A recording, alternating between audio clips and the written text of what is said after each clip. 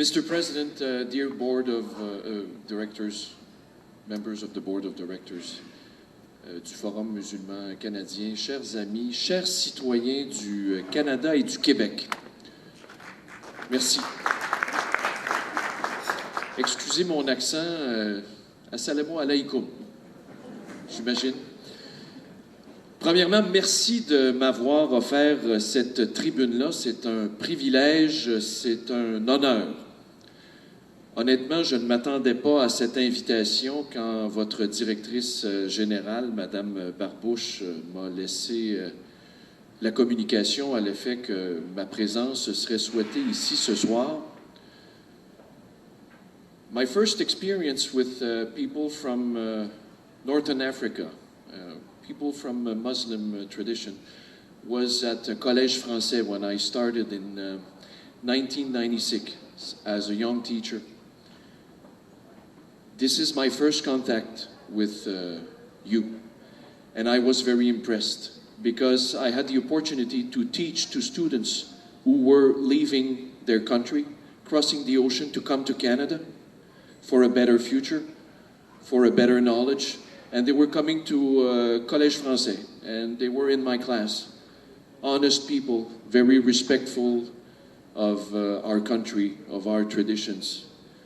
Et je dois vous avouer que j'y voyais même une différence avec nos étudiants d'ici, qu'on était habitués de voir à tous les jours, des gens qui avaient un respect incroyable, une très grande politesse, et ça a été mon premier contact avec les gens de tradition et de religion musulmane, qui venaient surtout du nord de l'Afrique, du Maghreb.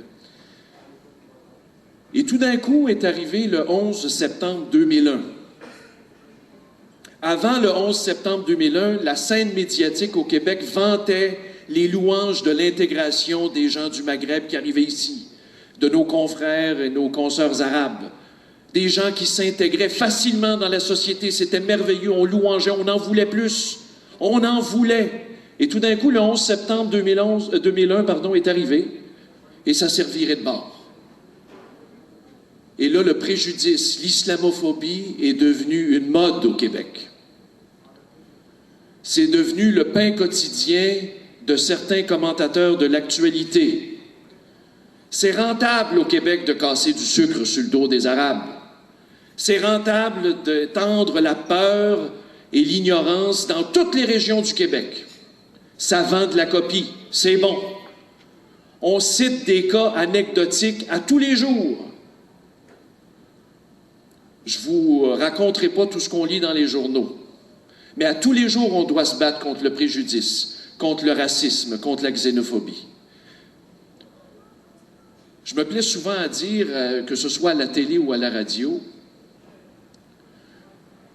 que les prisons au Québec sont pleines de gens d'origine chrétienne, catholique, blanche, francophone, qui ont commis des crimes. Ça, on n'en parle pas. On préfère pointer du doigt des gens qui quittent leur pays.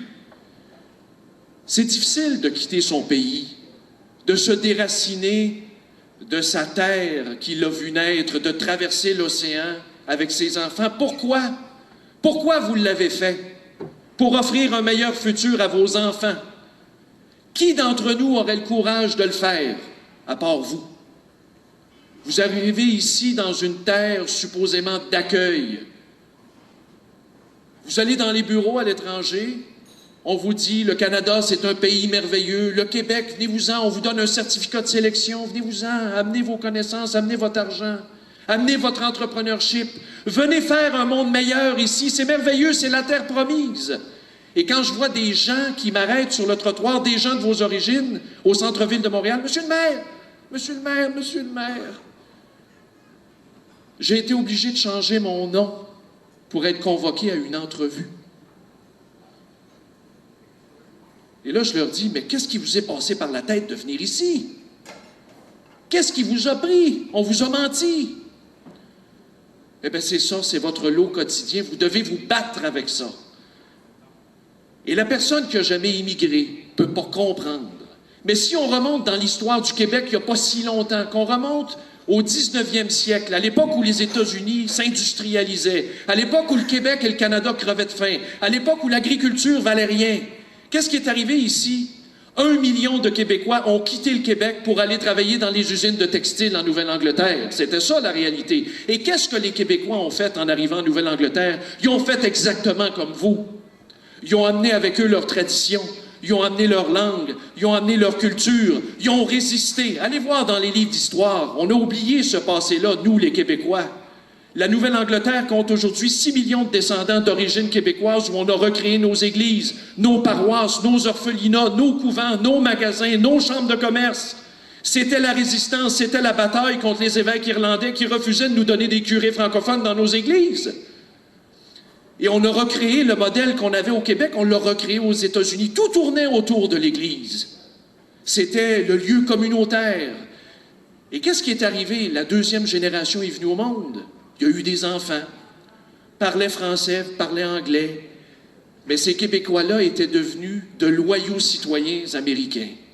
Et ensuite, la troisième génération est venue, se sont engagés dans la Deuxième Guerre mondiale, la guerre du Vietnam, ils se sont parfaitement intégrés. Et c'est ça ici que les commentateurs islamophobes ne comprennent pas.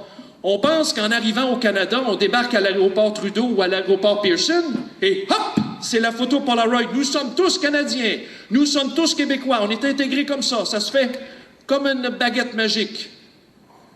Ben c'est ça. L'islamophobie, c'est devenu la nouvelle mode.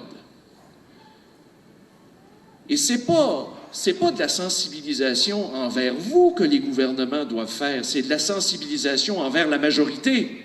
La majorité qui ne comprend pas le drame d'immigrer, parce que c'est pas une expérience facile. On s'en va pas en pique-nique immigrer pour le fun comme ça. On se lève pas un matin à Rabat ou dans d'autres villes du Maghreb ou ailleurs au Moyen-Orient, en Iran, en Afghanistan. On se lève pas un bon matin et dit « Bon, ben tiens, il me semble que j'irais prendre l'air au Canada, ça me ferait du bien. » C'est parce qu'on veut améliorer notre sort. C'est une tragédie d'immigrer, c'est difficile. Eh bien, c'est ça. Les gens ne comprennent pas ça au Québec. Et c'est ce qui est déplorable, c'est que certains leaders politiques au Québec, on nommera pas les noms, là, je ne veux pas faire de controverse plus qu'il y en a. On reçoit à peu près une 50aine de mille de gens néo-québécois qui arrivent ici à chaque année. Et dans mon livre à moi, on devrait augmenter ce nombre-là. We should push for more immigrants in Quebec, more immigrants in Canada. Look at the city of Toronto, what they did. They based their future on immigration. You go to Toronto, it's a thriving city.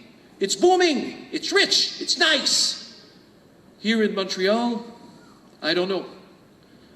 We're afraid of the stranger, the person who doesn't speak our language. Because if we're attracting people that are different from us, then we'll disappear. C'est un complexe d'infériorité que nous, les Québécois de souche, avons.